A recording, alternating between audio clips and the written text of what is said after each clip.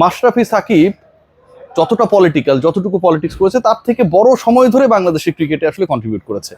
এখন যেই মানুষগুলো ক্রিকেটে কন্ট্রিবিউট করেছে, সেই ক্রিকেটারদের ক্রিকেট মাঠে সমর্থন করার জন্য, পলিটিক্স করার জন্য না, সাধারণ দর্শকরা তাদের কোনো ছবি ক্যারি করতে পারবে না।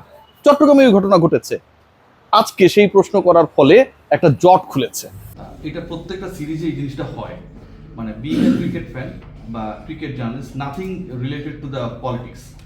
আমরা যে জিনিসটা দেখি সেটা হচ্ছে যে ধরেন মাশরাফি বা সাকিবের কেউ যদি পোস্টার নিয়ে মাঠে ঢুকতে যায়, গতকাল কেউ এটা হয়েছে চট্টগ্রামে, তাহলে তাদেরকে বাধা দেওয়া হয়। এখন সাকিবের পোস্টার নিয়ে যাচ্ছে, সে তো আসলে পলিটিক্যাল কাউকে সাপোর্ট করতে যাচ্ছে না, তারা তাদের হিরোকে সাপোর্ট করতে যাচ্ছে। ইন্টারেস্টিংলি বাংলাদেশ ক্রিকেট বোর্ডের ভেতরে যদি আপনি যান, ড্রেসিং রুমের সামনে একটা করিডোর আছে, ওখানটায় সাকিব মাশরাফিদের অনেক ছবি আছে। আপনি যদি একাডেমি বিল্ডিং এর মধ্যে যান, ওখানে সাকিব আল হাসানের উইকেট পাওয়ার পরে উল্লাসে এখন পর্যন্ত মুরাল আছে অবশ্যই। সো ক্রিকেট বোর্ডের ভেতরে আছে, বাট এই ক্রিকেট বোর্ড যেই খেলাটা পরিচালনা করে, সেই খেলা দেখতে যাওয়ার সময় দর্শকরা যারা পলিটিক্যাল না, আবারও বলছি, তারা তাদের হিরোর ছবি নিয়ে যেতে পারে না। এই ইনস্ট্রাকশনটা এর আগে আমরা মনে করেছিলাম যে একটা ডিফারেন্ট গভর্নমেন্ট ছিল দেখে ঝামেলা হচ্ছে, সেটাকে আমরা অ্যাকসেপ্ট করেছিলাম। বাট এখন এটা কেন? তারা তো কেউ পলিটিক্স করতে যাচ্ছে না। আপনি থ্যাংক ইউ, এটা আপনি নজরে নিয়ে আসছেন। দেখেন, cricket should be beyond politics, এটা আমি বিশ্বাস করি, ঠিক আছে? এবং ক্রিকেট আছে বাংলাদেশের যে জায়গাটায় আমরা যাচ্ছি, কিন্তু ধাপে ধাপে এই যে মাশরাফির কাঁধে করেই কিন্তু সাকিবদের কাঁধে করে, তামিমদের কাঁধে করে, এর আগে আপনি যদি সুমন ভাই সুমন ভাই, এর আগে জেনারেশনটা ধরেন, জেনারেশন বাই জেনারেশন আপনি যদি ইন্ডিপেন্ডেন্স পর থেকেই ধরেন, তাদের কাঁধে করে কিন্তু ক্রিকেট আজকে এখানে আসে। দে আর দ্য হিরোজ।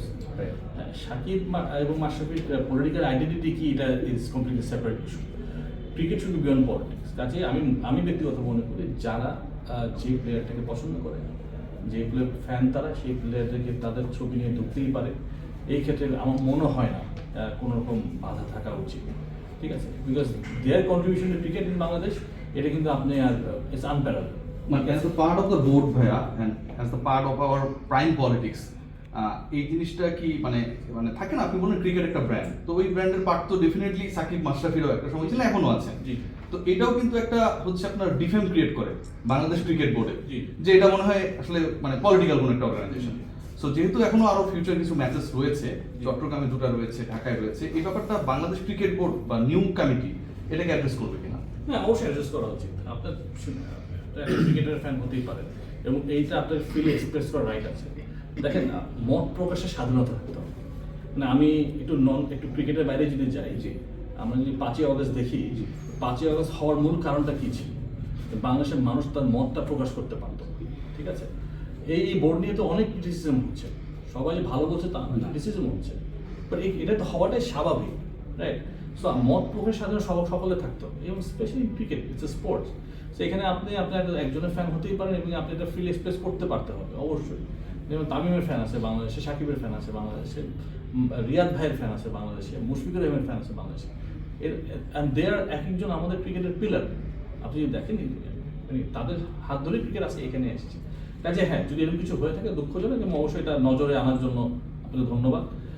বাট যেটা বললাম, everybody must be free to express what they feel, এবং তাদের কথা যেন তারা বলতে পারে, এটা is very important. So Mashrafe Shakib নিয়ে ক্রিকেট মাঠে পলিটিক্স হবে না। বাংলাদেশ ক্রিকেট বোর্ডের করিডোরে যেমন সাকিব মাশরাফির ছবি রয়েছে, তাদের কন্ট্রিবিউশনসগুলো নিয়ে আলোচনা হয়। কদিন আগে ক্যাপ্টেন্স কার্ডে কি সাকিব আল হাসান এবং মাশরাফি বিন মুর্তজার নামটা বাদ দেওয়া হয়েছিল? Definitely not. এবং তাদের সাথে ক্যাপ্টেন্স কার্ড প্রদানের সাথে জড়িত অ্যাডহক কমিটির সদস্যরা যোগাযোগও করেছেন, কথাও বলেছেন।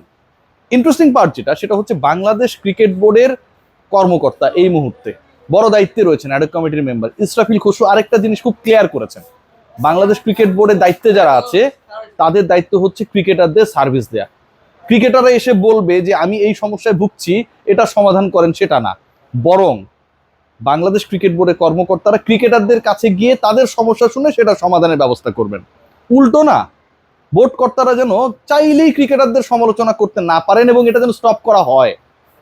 একই সাথে মিডিয়া যেন ক্রিকেট বোর্ডে কর্মকর্তাদের কখনো আকাশে না তুলেন, সেই দাবিটাও তিনি করেছেন। এরকম চেয়ারে থেকে এই দাবিগুলো অনেকেই করতে চান না, বাট ইসরাফিল খসরু আজকে আমার কাছে মনে হয় যে কথাগুলো বলেছেন প্রত্যেকটাই ভয়ঙ্কর গুরুত্বপূর্ণ। ক্রিকেট বোর্ডে টাকা আছে, কিন্তু সেটা প্রপার ইউটিলাইজেশন নেই। টাকা ডিম ফুটাইতেছে, বাচ্চা হইতেছে, 900 কোটি 1300 কোটি হইতেছে, বাট ক্রিকেটের ইমপ্রুভমেন্টের জন্য সেই টাকার ব্যয় কতটুকু করা হয়? ক্রিকেটারদেরকে পারফরমেন্সের জন্য যদি দায়ী করা হয়, তাহলে এটাও অনেক বেশি গুরুত্বপূর্ণ যে সেই ক্রিকেটারদের পারফরমেন্স বাড়ানোর জন্য কতটুকু এক্সেলেন্স ডেভেলপমেন্টের জন্য বাংলাদেশ ক্রিকেট বোর্ড অর্থ খরচ করছে। যিনি অর্থের দায়িত্বে রয়েছেন, ফিনান্স কমিটির দায়িত্বে রয়েছেন, তিনি এই কথা বলেছেন যে আমাদের ইনভেস্টমেন্ট বাড়াতে হবে।